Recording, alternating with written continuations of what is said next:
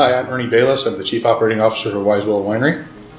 Winemaking is an ancient art, right? There's nothing really chemically different about winemaking today than there was 1,000 years ago. However, vineyard management is quite a bit different, right? 1,000 years ago, there was no such thing as chemicals. There was no Roundup. There was none of this. The decision was made some time ago to become a organic vineyard, a sustainable organic vineyard. And some of that is simple, and some of it is not. Some of it is expensive, and some of it is almost free. The problem we have is we produce about 5 or 6 gallons of, not wastewater, but soft wastewater for every gallon of wine we produce.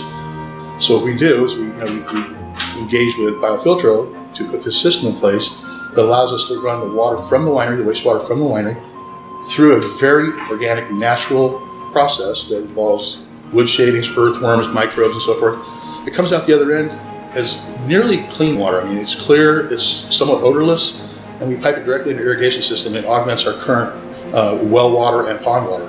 So we're not only are we saving water from the pond and the well, which allows for future generations to use that, we're not polluting the water we're not sending polluted water into the vineyards, which eventually percolates into the groundwater. So I can tell you safely that one of the things we liked about it is it was very easy to install. I mean, it came in one self-contained unit. It was plumbed in a few days and up and running inside of a week.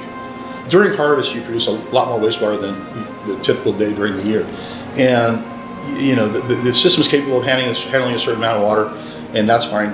But what I like about this is this is a nice blend of technology and Mother Nature.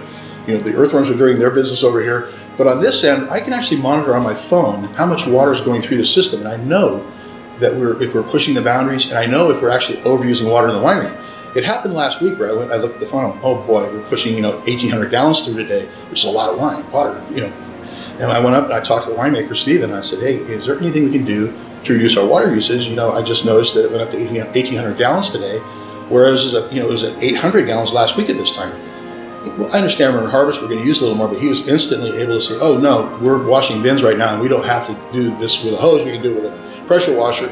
Instantly on my phone, within a few minutes, I saw the water usage go down. I said, okay, we're good now, right? We're not going to have any excess water usage. It allows us to completely manage the process. I know our pH level on our water. I know whether this water is good for irrigation or not. It always is, by the way. These are things we have to watch. And I know the particulate matter that's going out.